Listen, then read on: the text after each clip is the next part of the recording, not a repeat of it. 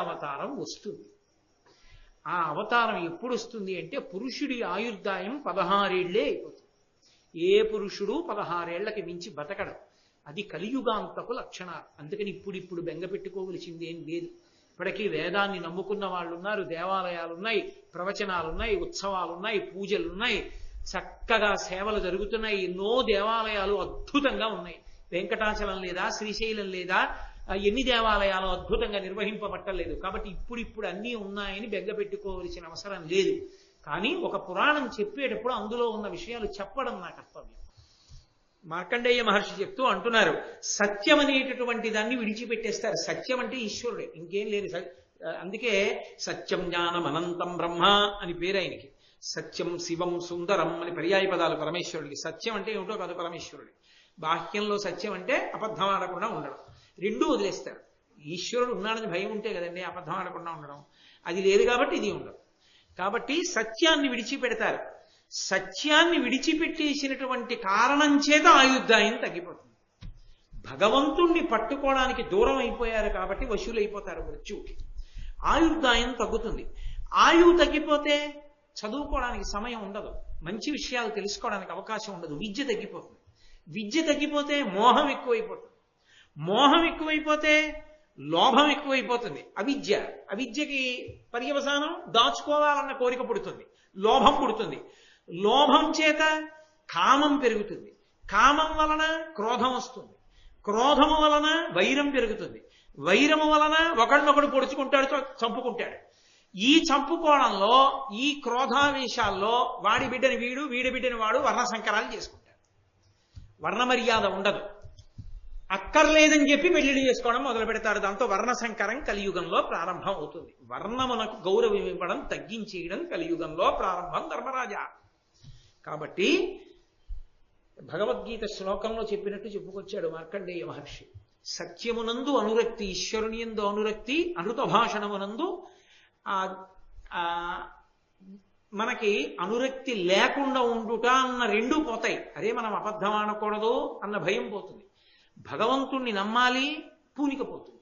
ఈ రెండూ పోతే ఆయుర్దాయం పోతుంది. ఆయుర్దాయం తగ్గిపోతే చదువుకునే అవకాశం పోతుంది. చదువుకునే అవకాశం పోతే మంచి విషయాలు తెలియవు.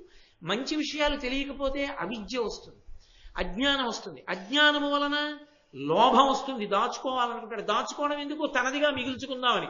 నిజానికి దాచుకున్నది తనది కాదు, ఇచ్చుకున్నది తనది. ఎందుకని? దాచుకున్నది శరీరం పడిపోయాక తనతో రాదు, ఇచ్చిందేదో తనతో వస్తుంది జీవుడితో. కాబట్టి లోభం పెరుగుతుంది. లోభం పెరిగితే కామం పెరుగుతుంది. నాకు ఇన్ని ఉన్నాయి కాబట్టి అని కోరికలు పెరుగుతాయి. కామం పెరిగితే క్రోధం పెరుగుతుంది. అవి రెండు అక్క చెల్లి. ఓ కోరిక పుడుతుంది, అది తీరకపోతే ఎవడి వల్ల తీరలేదో ఓ నేను ఎంచుకుని వాడి మీద కోపం మొదలు పెడతాడు. ఇక వాడితో గట్టి కోపం, దెబ్బలాట, కొట్టుకోవడం, చంపుకోవడం, చావడం, కక్షలు, కార్పణ్యాలు, నమ్మకాలు పోవడం, వర్ణ వ్యవస్థ శిథిలం అయిపోతుంది. అయిపోయి వర్ణ సంకరం అయిపోయి ఒక కులం వాడిని ఇంకో కులం వాడు వివాహం చేసుకోవడం మొదలు పెడతాడయా. అది కలియుగంలో ప్రారంభం. తర్వాత రసగంధ ద్రవ్యంబులు పసచెడు, సస్యంబులు అల్పఫలములగు, మహిం బసిపాడితరగు, తరువులు కుసుమ ఫలంబులను గరము కొంచెంబులగును. కలియుగంలో ఉండేటటువంటి విశేషం ఏమిటంటే సుగంధ ద్రవ్యాల్లో ఉండేటటువంటి సుగంధం తగ్గిపోతుంది. అమ్మవారికి చందనాలంకారం చేద్దామని చెప్పి గంధం తీస్తే ప్రాంగణం ఎలా ఉండాలి? చందనం చెక్క అన్న పేరుతో మారుగుళ్ళు అమ్మేస్తారు. పసుపు అన్న పేరుతో అందులో ఏవో కలిపేస్తారు. మిరియాలు అన్న పేరుతో బొప్పాయి గింజలు అమ్మేస్తారు. కుంకం అన్న పేరుతో రసాయన ద్రవాలు కలిపేస్తారు. గంధం గుండ అన్న పేరుతో కొయ్య గుండి ఇచ్చేస్తే అది పరమేశ్వరుడికి అందిస్తుంటారు. కాబట్టి రసద్రవ్యములు ఏవి సుగంధ ద్రవ్యములు ఉంటాయో అవన్నీ కూడా పటుత్వాన్ని కోల్పోతాయి కలియుగంలో. అది గుర్తు. రెండు, పసచెడు సస్యంబులు అల్పఫలములగు, ఇవ్వవలసినంత పంటని ఇవ్వవు, దిగుబడులు తగ్గిపోతుంటాయి. అలాగే మహిం పసిబాడి తరుగు, ఆవుల పాలు తగ్గిపోతాయి. లోకంలో ఆవు పాలు తాగేవాళ్ళు తగ్గిపోతారు. ఆవుల్ని పెంచుకోవడం, ఆవు పాలు తాగడం తగ్గిపోతుంది. దాని స్థానంలో ఏం పెరుగుతాయి తెలుసా? కుక్కలు పెరుగుతాయి. ఇంటింటా కుక్క ఉంటుంది, ఏ ఇంటా ఆవు ఉండదు. నేను మీకు యథార్థం చెప్తున్నా కలియుగ లక్షణం. ఆవు వెళ్ళిపోతుంటే పెంటపోగు మీద ఏరుకుని ఆవు తినవలసి వస్తుంది. పెంటపోగు మీద తింటున్న ఆవుని కుక్కలు తరుగుతాయి. కుక్కలు తరుగుతుంటే ఆవు పరిగెడుతుంటుంది, యజమానులు చూస్తూ నించుంటారు కుక్కను తరవడం. వీధికి 50 కుక్కలు ఉంటాయి, కుక్కల్ని ఏం చేయకూడదనే వాళ్ళు వస్తారు. ఆవు పాడైపోతోందని అడిగేవాడు ఉండడు. అది కలియుగ లక్షణం ధర్మరాజా. చూడాలా మనం. కాబట్టి ఆవులు ఉండవు, ఆవు పాలు అక్కర్లేదు. ఆవు పాలు తాగితే మేధాశక్తి, ఆవు పాలు తాగితే పరదేవత యొక్క అనుగ్రహాన్ని పొందుతాడు. ఆవు పాలు తాగరు. అందరికీ గేదె పాల మీద అనురక్తి పెరుగుతుంది. కాబట్టి పసిబాడి తరువుల కుసుమ ఫలంబులను గర్రము కొంచెంబులగును.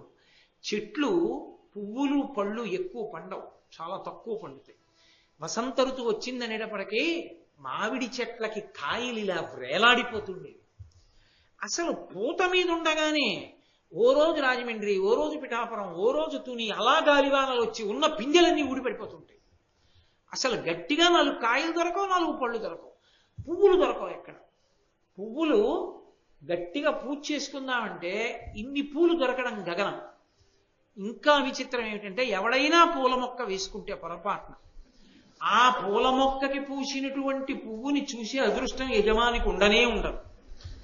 ఎందుకంటే మార్నింగ్ వాక్ అని పేరెట్టుకుని ఓ ఊచ, దానికి ఓ ఒంపు, ఓ ప్లాస్టిక్ కవరు పట్టుకుని చీకట్లో బయలుదేరుతాడు. ఏమిటి వాడి మార్నింగ్ వాక్ అంటే ఆ మొక్క వేసుకున్న యజమాని కొమ్మలు పైకుంటే పువ్వు, వీడి చెట్టు కాదుగా, వీడు పోయలేదుగా నీళ్లు, వీడిని జుత్తట్టుకు ఉంచితే తెలుస్తుంది వాడికి ఆ బాధ ఏమిటో. ఆ పైన ఇలా వేసి ఆ అంచు కొమ్మని కిందకి లాగేసి పళ పళ కొమ్మలు విరిగిపోతుంటే తెల్లవారకట్లా ఆ పువ్వులు కోసుకుని ప్లాస్టిక్ కవర్లో వేసి పట్టుకెళ్ళి ఈశ్వరుడికి పూజ చేస్తే ఇన్ని ఇళ్లలో దొంగతనం చేసి చెత్తావురా అని పొంగిపోయి వీడికి వరాలు ఇస్తారు. కాబట్టి చెట్లకి పువ్వులుండవు, చెట్లకి కాయలుండవు, ఆ రోజులు వస్తాయి. పితృదైవత కార్యంబుల ఇతరేతర భక్తుల కుదురు. నేను యథార్థంగా చూశానండి ఈ విషయం, యథార్థంగా చూసావు సార్. పితృదేవతలకి పెట్టవలసినటువంటి పిండాలు ఒకడికి పెట్టవలసిన పిండం ఇంకొకడు తినేయవలసిన అవసరం వస్తుంది. నేను ఒకసారి గై వెళ్ళాను, వెడితే గైలో పిండాలు వండి తీసుకొస్తూ ఉంటారు, ఇస్తూ ఉంటారు. ఒక ఆయనకి ఇచ్చారు, ఆయన ఏదో సంకల్పం చెప్పాడు, చేతిలో ఎప్పుడు అంతఃశత్రువు ఒకటి ఉంటుంది కదా, సెల్ ఏదో మోగింది. అరే మధ్యలో లేచిపోవడం ఏమిట్రా, పితృపిండం పెడుతూ లేచిపోవడం ఏమిట్రా అని కూడా లేదు. ఆ ఫోన్ మాట్లాడడానికి వెళ్ళాడు, ఆవిడ దేనికో లేచింది. ఇంకొక ఆయన వచ్చి ఈ పిండాలు పట్టుకెళ్ళి ఆయన పెట్టేసుకున్నాడు. అంటే వీళ్ళ నాన్న తినగా మిగిలిన వాళ్ళ నాన్న తినేసాడు.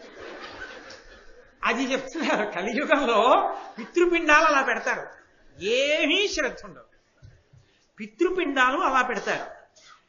ఇంకా విచిత్రం ఏంటంటే ఎల్ల ఎడల కుచ్చిత దీశ పాత్ర ప్రతియు వర్తించు.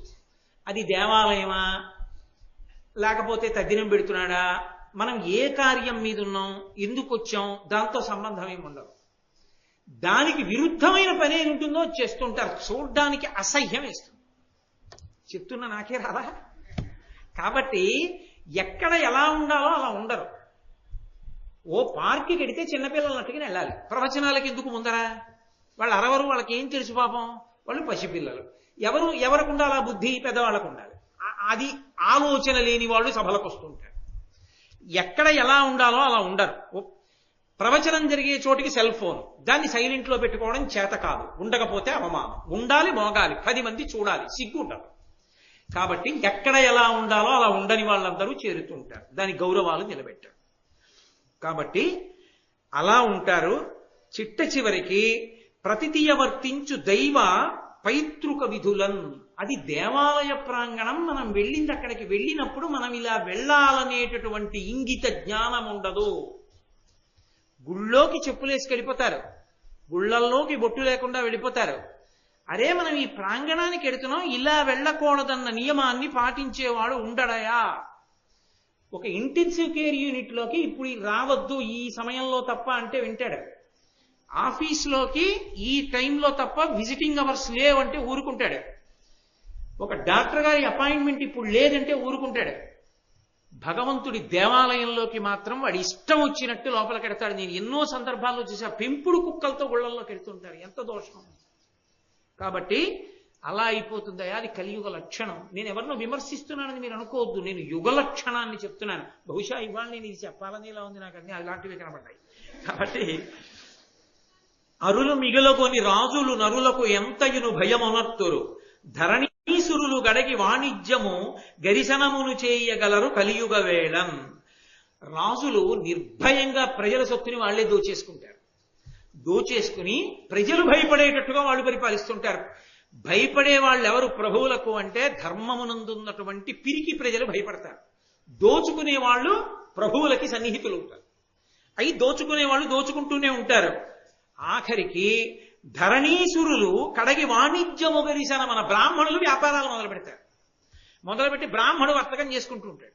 బ్రాహ్మణుడు వేదం చదువుకోడు, వదిలిపెట్టేస్తాడు. అనుష్ఠానం చేసుకోడు, మంత్రజపం చేసుకోడు, అన్నీ వదిలిపెట్టి వ్యాపారం చేసుకుంటాడు. అది కలియుగ లక్ష్యం. చేయగలరు కలియుగ వేళం. అలాగే పాషండ దర్శన బహుళంబులయ్యడు వర్ణాశ్రమంబులు వసుమతీశ తవిలి శరీరంబు దద్దయుబ్రోతురు పుణ్య ఫలంబులు బొంకులనుచు కాలంబుతో కూడా కలుగవు వానలు పొల్లులై బీజములు ఒలిసిపోవు క్రయ విక్రయంబుల కపటంబు తరచకు కడగి ఇల్లడ సొమ్ములడచికొండ్రు సాధుచరితులైన జనులు దుర్గతుల రోగముల తెగుదురు అల్పకాలమునన పాపవరులు అగ్గు పరమాయువునను అరోగతయు సిరియు పొందగాంతురెండు. ఎవడరా వేదం గురించి చెప్పింది? ఆ వేదం అవన్నీ ఉండవండి. ఓపిక ఉన్న కాడికి చేస్తామన్న వాళ్ళు ఎక్కువైపోతారు. అది విచిత్రం. బతికున్నన్నాళ్ళు వేదధర్మాన్ని నమ్మాలరా అందరూ. ఓపికున్నంత వరకు అన్న మాట ఒకటి వస్తుంది కొత్తగా. ఓపికున్నంత వరకే ధర్మాన్ని పాటించు అంటే నీకు ఎప్పుడు దాని మీద విసిగొస్తే అప్పుడు నువ్వు నాకు పసగట్లేదని వదిలేయచ్చు అని చెప్పేవాళ్ళు వస్తారు. అందుకని వర్ణాశ్రమములు నిలబడవు. శరీరము తగిలి శరీరంబు తద్దయు ప్రోతురు పుణ్యఫలంబులు బొంకులనుచు. ఎవడు చెప్పాడు ఉపవాసం చేయమని? ఉపవాసము చేయనక్కర్లేదు అని చెప్పేవాళ్ళు ఎక్కువైపోతారు. ఎవడు చెప్పాడు ఆచారం అని చెప్పేవాళ్ళు ఎక్కువైపోతారు. ఎవరు చెప్పారు ఈశ్వరుడికి నైవేద్యం ఈశ్వరుడికి వండి పెట్టాలని? స్వీట్ స్టాల్లో ఓడి కొనేసుకోగా మిగిలిన కాజాలు తెచ్చి నైవేద్యం పెట్టించని చెప్పేవాళ్ళు వస్తారు. కాబట్టి ఇలాంటివన్నీ ప్రబలిపోతాయి లోకంలో. ఎక్కడ ఆచారం అన్న మాట ఉండదు. పుణ్యఫలాన్ని సంపాదించుకోవడానికి శరీరాన్ని కష్టపెట్టారు. ఎవరు ఆచారాన్ని పాటించడానికి కష్టపడరు. ఎవడు పడతాడు ఇవన్నీ అంటారు. వదిలిపెట్టేసి శరీరం సౌఖ్యంగా ఉంటే చాలు, అన్నీ అయిపోవాలి. శరీరం సుఖంగా ఉండాలి, పుణ్యాలన్నీ వచ్చేయాలి. అలాంటి కొత్త కొత్త మార్గాలన్నీ లోకంలోకి రావడం మొదలు పెడతాయి. దానికి తోడు కాలంబుతో కూడా కలుగవు వానలు. పడవలసినప్పుడు వాన పడదు, పడకూడనప్పుడు వాన ఆగదు. అలాగే పుల్లులై బీజములు ఒలిసిపోవు. వ్యవసాయదారుడు విత్తనాలు అనుకుని వేస్తాడు, ఒక్క విత్తనం మొలకెత్తదు, అవన్నీ పుల్లు విత్తనాలే. అలాంటివి బయలుదేరుతాయి లోకంలో. క్రయ విక్రయంబుల కపటంబు తరచగు. అమ్మకంలో కొనుగోల్లో రెండిటిలోనూ మోసానికే ప్రాధాన్యం ఉంటుంది తప్ప త్రికరణ శుద్ధిగా వ్యాపారం చేస్తే నువ్వేం పైకొస్తావనేటటువంటి వ్యాపారాలే తయారవుతాయి. వ్యాపారం అంటే గడుసుతనమే. వ్యాపారం అంటే వ్యాపారంగా ఉండదు. ఇహ కలియుగంలో గడుసుతనం ఉన్నవాడే వ్యాపారం. మోసం చేస్తేనే వ్యాపారం చేయగలుగుతాడు. కడగి ఇల్లడ సొమ్ము లడచికొండ్రు. దోచుకుంటారు ఒకరినొకడు. ఎవడికి ఎక్కువ మోసం చేయగలిగితే వాడు ఎక్కువ సంపాదించుకుంటాడు. సాధుచరితులైన జనులు దుర్గతుల రోగముల తెగుదురు. ధర్మాన్ని నమ్ముకున్నటువంటి వాడు దీర్ఘాయుష్మంతుడు కాడు. తక్కువ ఆయుర్దాయంలోనే రోగంతో శరీరం వదిలిపెట్టేస్తాడు. అన్నీ ఇప్పుడే అన్వయం కావని చెప్పాను మీకు నేను. ఇవన్నీ కొన్ని కలియుగాంతమనందు వచ్చేవి. అందుకని కంగారు పడిపోయి అయ్యి బాబాయ్ వద్దు, మనకి పుణ్యం వద్దు, ధర్మం వద్దని నిర్ణయాలకు రాకండి. అల్పకాలమునన పాపపరులు అగ్గు పరమాయువును అరోగతయు సిరియు పొందగంతురెండు. ధర్మాన్ని విడిచిపెట్టేసి పాపకార్యాలు చేసేవాళ్ళు దీర్ఘాయుష్మంతులై భోగభాగ్యాలతో సంతోషంగా ఉంటారు. అది కలియుగ లక్షణం. ఇప్పుడు కాదు, తర్వాత ఎప్పుడు. వనితా దుర్బల దీన బంధు జన సర్వస్వాపహారులు సుహృజ్జన మాతా పితృపుత్రు హంతలు ఎదురుచ్ఛా కర్మశీలుర్ ధరం జన సంపూజితులై చరింతురు వినష్ట శ్రీకులై విప్రులా జనులంచేరి పరిగ్రహించదరవజ్ఞా పూర్వ దుర్విత్తముల్. లోకంలో నిర్భయంగా తల్లిని చంపేసేవాడు, తండ్రిని చంపేసేవాడు, బంధువుల్ని చంపేసేవాడు, బిడ్డల్ని చంపేసేవాడు, ఎవణ్ణి ఎంత మోసమైనా చేసేసి వాడిష్టం వచ్చినట్టు వాడు ప్రవర్తించడమే తప్ప వాడి ప్రవర్తన ఒక శాసనానికి ఒక శాస్త్రానికి కట్టుబడినటువంటి జీవితం గడిపేటటువంటి వాళ్ళందరూ లోకంలో పెద్దవాళ్ళని కీర్తింపబడడం మొదలు పెడుతుంది. ఏ విధమైన సిగ్గు లజ్జ లేకుండా బ్రాహ్మణులు వెళ్ళి ఆశీర్వచనాలు చేసి మరీ డబ్బులు తెచ్చుకుంటారు. కోరి కోరి వెళ్ళి ఆశీర్వచనాలు చేస్తారు. వాళ్ళు వచ్చిపోనే ఆశీర్వచనాలు అడిగితే చేయడం కాదు, వీళ్లే పెడతారు, వెళ్ళి ఆశీర్వచనాలు చేస్తారు, చేసి డబ్బు తెచ్చుకుంటారు భయపడి, రేపు వాళ్ళ వలన జరగవలసిన ఉపకారాలు జరగవని. అది కలియుగ లక్షణం ధర్మరాజా. ధరణీ రక్షణమాచరింపక నృపుల్ దర్పంబునన్ పశ్యతోహరులై సాధులదోచి చేకురు తదీయ స్త్రీధన క్షేత్రముల్ హరియింపంగలవారు దారుణతరంబై పెళ్ళు చెల్లుం పరస్పర వైరంబు ధరాతలేంద్రులకు విశ్వప్రాణి నాశంబుగన్. క్షత్రియులైనటువంటి వారు, రాజులైనటువంటి వారు భూమిని పరిపాలించారు. వాళ్ళు అన్నీ విడిచిపెట్టేసి, రాజ్య పరిపాలన, బలహీనుల్ని రక్షించడం ఇలాంటివన్నీ విడిచిపెట్టేసి సాధు పురుషుల్ని దోచుకోవడానికి వాళ్ళు కూడా సిద్ధపడిపోయి వాళ్ళు కూడా అటువంటి పనులు చేయడం మొదలుపెట్టి స్త్రీని, ధనాన్ని, భూమిని, గోవుల్ని అన్నిటినీ అపహరించడం మొదలు పెడతారు. ఒకళ్ళకి వైరాలు పెరిగిపోతాయి. దానివల్ల విశ్వ ప్రాణి నాశనం జరుగుతుంది. ఎక్కడ చూసినా అభద్రతాభావమే. ఈ స్థలం నాది అని నమ్మకమే ఉండదు. ఎవడెవడికి రిజిస్టర్ చేసేస్తాడో తెలియదు. ఈ ఇల్లు నాది అని నమ్మకం ఉండదు. అద్దెకిస్తే పుచ్చుకున్నవాడు ఖాళీ చేస్తాడని నమ్మకం ఉండదు. కాబట్టి ఎవడు ఏది పొంది ఉన్నాడో తెలియదు. ఎవడు బాగా మోసం చేసి ధైర్యంగా నిలబడి కాపక్షానికి నిలబడగలడో వాడే యజమానుడు. కలియుగంలో ఆ లక్షణాలు ప్రవర్తిస్తాయి. సుతుడు అవమానించు జనకుని, పతి అవమానించు భార్య, పడతులు పతులన్ మతి ఒండురువులు మెచ్చక సతతము జరిగింతురిష్ట సంచారములన్. కొడుకు తండ్రిని అవమానిస్తాడు. నాన్నగారికి ఏదైనా తెలియకపోతే, నాన్నగారండి ఆ విషయం నాకు తెలుసు నాన్నగారండి, నేను చేస్తాను, మీరేమీ కంగారు పడుకోండి, కష్టపడి పెంచారు కదా, నన్ను ప్రయోజకుణ్ణి చేశారు కదా, నేను చూస్తాను నాన్నగారండి అని ధైర్యం చెప్పడం. మీకేం తెలుసు, మీరు నోరు ముసుగు కూర్చోండి, కృష్ణారామ అనుకోకూడదేంటి, అన్నిటికీ తగుదునమ్మని ఇంకా సలహా చెప్తారు, మీ రోజులు అనుకుంటున్నారా అంటాడు. తండ్రిని కొడుకు అవమానిస్తాడు. పతినవమానించు భార్య నోరు విప్పితే భర్త పనికి మాలిన వాడని మాట్లాడుతుంటుంది తప్ప అసలు అలా అనకూడదు అన్న ఇంగిత జ్ఞానం భార్యకు ఉండదు. పడతులు పతులన్మతి ఒండరువుల మెచ్చక. స్త్రీ పురుషులు భార్యాభర్తలు మనసులో తన భార్య మీద విపరీతమైన ప్రేమతో తానుండడం, భార్య భర్త మీద ప్రేమతో ఉండడం ఉండదు. ఆవిడిష్టం ఆవిడిది, ఈయనిష్టం ఈయంది, అది ఎంతవరకునైనా కింద ప్రవర్తిస్తూ ఉంటారు. సతతము చెరియింతురిష్ట సంచారములను, ఎవరి ఇష్టాన్ని బట్టి వాళ్ళు సంచరిస్తారు.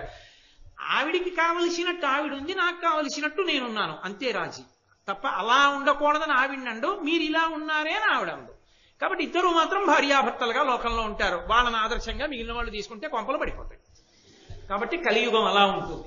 ఉరవగు నారిక పంటలు గొరియల పాడియును తరచుగును, తెరవలు చుట్టములయ్యెదరు ఎరచియు భుజింతు రద్ది ఎల్లజనంబుల్. ప్రతి వాడు కోరుకునేది ఏమిటి అంటే, మాంసాహారం ఎన్ని రకాలుగా ఉంటుందో ప్రతివాడికి తెలుస్తుంది. ఒకవేళ కోరి మాంసాహారమే తింటారు. ఒకవేళ మాంసాహారం తినకపోతే శాకాహారాన్ని మాంసాహారపు పేర్లతో పిలుచుకుని మాంసాహారంలా వండుకుని తింటారు. ఇంకెందుకు రావట్లా పేర్లు, తెలియవు మీకు, నేను అవన్నీ ఎందుకు సభలో చెప్పాలి? కాబట్టి అంత అనురక్తి కలుగుతుంది. చివరికి ఎంత హీనమైన స్థితికి పెడతారంటే, ఒకసారి ఆడపిల్ల మెళ్ళో మంగళసూత్రం కట్టిన తర్వాత ఇంటి యజమాని మామగారు ఏది ఏమైపోని ఆ ఆడపిల్ల మీద ఈగ వాలడానికి వీల్లేదు. మామగారు బ్రతికున్నంత కాలం కోడలకి శ్రీరామ రక్ష కింద ఉండాలి. పుట్టింట్లో పొందలేని భాగ్యాలన్నీ అత్తవారింట్లో పొందాలి ఆడపిల్ల. అంత సంతోషించాలి. దానికి మామగారు తాను ఆ కావలసినటువంటి ఆ స్వేచ్ఛ, స్వాతంత్రాన్ని మామగారు తీసుకోవాలి. భర్త భార్య అంత అన్యోన్యంగా ఉండాలి. ఒకరి మనసులు ఒకరివై ఉండాలి. కానీ కలియుగంలో ఏమవుతుందంటే ధర్మరాజా, భార్య చెప్పడానికి నాకే కించిత్ సిగ్గుగా ఉంది, ఒక ప్రత్యేకమైనటువంటి భోగం కొరకు మాత్రమే ఆమె ఉపకరణం. ఆమెకి ఒక ప్రత్యేకమైన భోగము కొరకు ఆయన ఉపకరణం. ఇక మిగిలిన విషయాల్లో వాళ్ళ మనసులో కలవవు. ఆయన ఇష్టం అయింది, ఈవిడిష్టం అయింది. కాబట్టి వాళ్ళిద్దరూ ఒక ప్రత్యేక భోగాన్ని పొందుతారు. దాని ఫలితంగా కొంతమంది పిల్లలు ఉంటారు తప్ప వాళ్ళు ఒకరి మనసులు ఒకరైన వారు కారు. భోగం కోసం కలిసి ఉంటారు. ఒక్కొక్కసారి అది కూడా గాడి తప్పుతారు. మంచి పంటలన్నీ అందరూ వదిలేస్తారు. వదిలేసి చిత్ర విచిత్రంగా లాభాలు ఎక్కువ వస్తాయని పంట పండించి పంట లోకానికి తిండి గింజలు అందించవలసిన చోట తిండి గింజలు అందించడం మానేసి లాభాలు వస్తాయని కొత్త కొత్త చెరువులు కొత్త కొత్త వ్యాపారాలు మొదలు పెడతారు. పంట పండించడాన్ని ఇష్టపడరు. కొత్త రకాల పంటలు మొదలు పెడతారు, ఆ పంటలు వేయడం మొదలు పెడతారు. కాబట్టి అలాగే గొర్రెల పాడుయును తరచగొను, ఆవుల పాలు ఎవ్వరికీ అక్కర్లేదు, గొర్రె పాలు శ్రేష్టమని గొర్రె పాలు తాగే రోజులు వస్తాయి. ఎక్కడ చూసినా గొర్రెల పాలు అమ్ముతారు రాబోయే రోజుల్లో. కాబట్టి అలా ఉంటుంది. తాకట్టు ఏదైనా ఎవరైనా పెట్టారా, ఇక ఆ తాకట్టు మళ్ళీ తిరిగి ఇచ్చేవాళ్ళు ఉండరు. తాకట్టు పెట్టిన వస్తువుని తనదిగా లాగేస్తాడు అవతలవాడు. కాబట్టి ఇలా ఉంటాయా 16 వర్షముల్ పరమాయువయ్యడు ధరణీశ కలియుగాంతమున వినవే. కలియుగాంతం దగ్గరికి వచ్చేసిందని గుర్తు ఏమిటంటే పురుషుడి యొక్క గొప్ప ఆయుర్దాయం. చాలా కాలం బతికాడండి అని పేపర్లో ఫోటో వేయాలంటే 16 ఏళ్ళు బతుకుతాడు. కాబట్టి 7-8 ఏండ్ల ప్రాయంబున ప్రజలుద్భవింతురు భావినులకు. మహా అయితే 7 తప్పితే 8 ఏళ్లకి పిల్లలు పుట్టడం మొదలవుతుంది ఆడపిల్లలకి. ద్రవ్య విహీనులై దాత యొక్కడు లేక అన్యోన్య తస్కరులు అగుదురెండు. దానం చేసేవాడన్నవాడు లేక దొంగతనం ఒక్కటే ఉంటుంది లోకంలో. ఎరిగెడు వారును ఎంతయు క్రూరులై చెనసి పాపంబు చేసెదరు సూవే. తెలుసున్నవాడు తెలియనివాడు ఎవడైనా సరే క్రూరత్వంతో పాపమే చేస్తూ ఉంటారు. అన్న విక్రయంబులు అఖిల జనులు అందరూ అన్నాన్ని నమ్ముకుని బతకడం మొదలు పెడతారు. ప్రతి చోట ఎక్కడికి వెళ్ళండి అన్నాన్ని అమ్మడం ప్రారంభమవుతుంది. అతిథిని పిలిచి అన్నం పెట్టే వాళ్ళు ఉండరు. ఆఖరికి పసిపిల్ల తినే అన్నానికి కూడా వెలకట్టి అమ్ముతారు. బేబీ మీల్ అని వింటారా? అలా ఏమీ తెలియనట్టు నేనే చెప్తున్నట్టు చూస్తారే. కాబట్టి అన్న విక్రయమునంతు రకిల జనులు వేద విక్రయులగుదురు విప్రవరులు. వేదాన్ని నమ్మేస్తారు బ్రాహ్మలు. పణ్యయోనులయగుదురు పద్మముఖులు. బాగా అందంగా ఉన్న ఆడది అంటే ఎంత ఎక్కువ డబ్బిస్తే అంత తక్కువ బట్ట ఒంటి మీద ఇంచుకొని మానాన్ని నమ్ముకుంటుంది. అంతకన్నా ఇక చెప్పడం నాకు సాధ్యం కాదు. అంత మర్యాదతో మాట్లాడాలి వేదిక మీద కూర్చున్నప్పుడు. కాబట్టి చాలు. కష్టతరమైన ఎక్కలి కాలవేళ. కలికాలంలో అంత కష్టతరంగా ఉంటాయి జీవితాలు. నిస్సిగ్గుగా ప్రవర్తిస్తుంటారు జనులు. శృతి ధర్మంబు ఈ పద్యానికి నేను వ్యాఖ్యానం చెయ్యను అసలు. మీరు ఆ పద్యం చదువుతుంటే మీరు పట్టేసుకోగలుగుతారు. శృతి ధర్మంబులు శూద్రులు ప్రతిభం చెప్పంగా వినుచు బ్రాహ్మణ జాతులు ధృడిసెరి తత్సేవకులై యతినింద కర్మకారులయ్యదరధిప. నేను ఇంకెందుకు చెప్పాలి, మీకు అర్థమైపోయి ఉంటుంది. కాబట్టి వ్యాఖ్యానమే చెయ్యక్కర్లేదు. మీరు రోజు వింటున్నవి చూస్తున్నవేగా. శృతి ధర్మంబులు శూద్రులు ప్రతిభం చెప్పంగా వినుచు బ్రాహ్మణ జాతులు ధృతి చెడి తత్సేవకులై యతి నిందిత కర్మకారులయ్యదరధిప. గురుకొనియాడడు శిష్యుడు గురుడును శిష్యునిడ వంచకుండగు. మది ఒండరులు ఒల్లరు బంధువులు పారిబొరి గరవులకు ప్రజకు పొడమును భయములు. గురువు గారిని శిష్యుడు పొగడ్డు, శిష్యుణ్ణి గురువు ప్రేమగా చూడడం. ఒకళ్ళ మీద ఒకళ్ళకి మనసులో ప్రేమ ఉండదు. బంధువులంటే ఎవ్వరికీ ఇష్టం ఉండదు. ఎక్కడ చూసినా ఎవరు చూసినా భయంతో ఉంటారు, అభద్రతాభావంతో ఉంటారు. ఉన్నది ఉంటుందా లాగేసుకుంటారా ఈ భయంతోనే ఉంటారు. నాకున్నది ఉంటుంది అన్న ధైర్యంతో ఎవరు ఉండరు కలియుగంలో. ఇప్పుడే వచ్చిందని నేను చెప్పట్లేదు, రాబో కాలంలో అంటే కొంత ఊరట కదూ. కాబట్టి దేవతాయతనంబులను జగతీసురావసధంబులను పావనాశ్రమ భూములను చెడి పాడగున్ శుభవృక్షవల్లీ వనంబులు నాశముందు కలి ప్రచారమునందు దుస్త్రీ విహారము మద్యపానము చెల్లు బెల్లుగా నెల్లడం. కలియుగం బాగా ఎక్కువ అవుతోంది కలి ప్రభావం అని గుర్తు ఏమిటంటే దేవాలయాలు పాడుబడిపోతాయి. దేవాలయ ప్రాంగణాలు పెద్ద పెద్ద ప్రాంగణాల్లో ఉన్న దేవాలయాల్లో తుడిచేవాళ్ళు, మొక్కలు వేసేవాళ్ళు, వాటికి నీళ్లు పోసేవారు, పువ్వులు కోసి దండగుచ్చి దేవుడికి ఇచ్చేవాళ్ళు ఉండరు. పెద్ద పెద్ద ముళ్ళ కంపలతోటి డొంకలతోటి దేవాలయ ప్రాంగణాలు పెరిగిపోతే ఆ దేవాలయ అర్చకులు ఆ డొంకల్లోనే ఇల్లు కట్టుకుని గుడిని నమ్ముకున్నందుకు వాసం చేస్తూ ఉంటారు. ఆయన్ని పట్టించుకునేవాడు ఉండడు, గుడిని పట్టించుకునేవాడు ఉండడు. ఆఖరికి గుడిలో ధూపదీప నైవేద్యాలకి అర్చకుడు 10 మందిని ఆశ్రయించవలసి వస్తుంది. అయ్యా మీరేమైనా ఇస్తే దీపం పెడతానండి గుళ్ళో అని అడిగే రోజులు వస్తాయి. జగతీసురావసధంబులం, వేదం చదువుకున్నటువంటి బ్రాహ్మణులకు ఇచ్చినటువంటి అగ్రహారాలు కొల్లగొట్టబడతాయి, బలవంతంగా లాక్కోబడతాయి.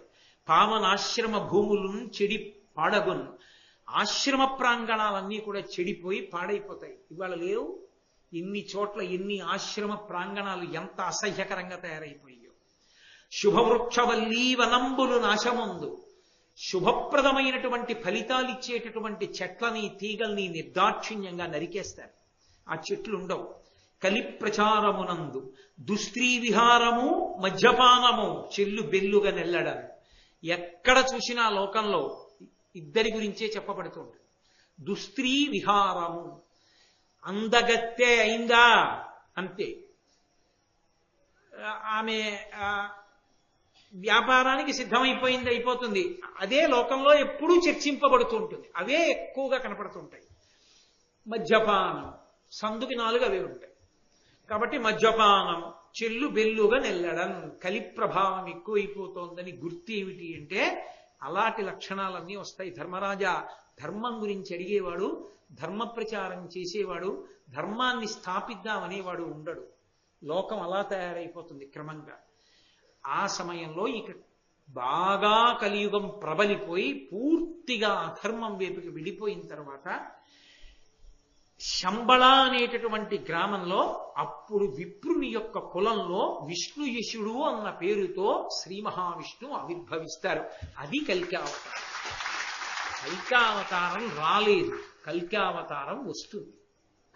ఆ అవతారం ఎప్పుడు వస్తుంది అంటే పురుషుడి ఆయుర్దాయం 16 ఏళ్లే అయిపోతుంది. ఏ పురుషుడు 16 ఏళ్లకి మించి బతకడం. అది కలియుగాంతపు లక్షణాలు. అందుకని ఇప్పుడు బెంగ పెట్టుకోవలసింది ఏం లేదు.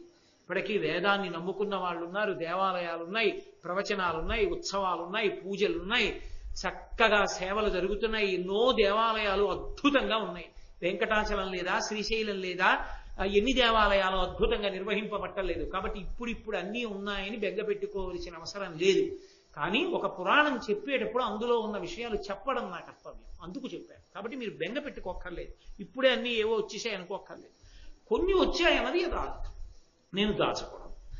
కాబట్టి ఆ విష్ణుయశుడు అన్న పేరుతో అప్పుడు వస్తాడు కల్కి అవతారం. ఆయన పుడుతూనే ఆయనకి సకల శాస్త్రములు వేదములు ఆయనకి భాషిస్తాయి. ఆయన ఈ జగత్తుకి సార్వభౌముడు అవుతాడు. అయి దుష్టులందరినీ నిర్మూలిస్తాడు. అప్పుడు కలియుగాంతమునందు కృతయుగం ప్రారంభమవుతుంది. ధర్మము 4 పాదముల మళ్ళీ నడుస్తుంది. కృతయుగం ప్రారంభం అవగానే కల్కి అవతారం అశ్వమేధయాగాన్ని చేస్తుంది. అక్కడతో కృతయుగం ప్రారంభం.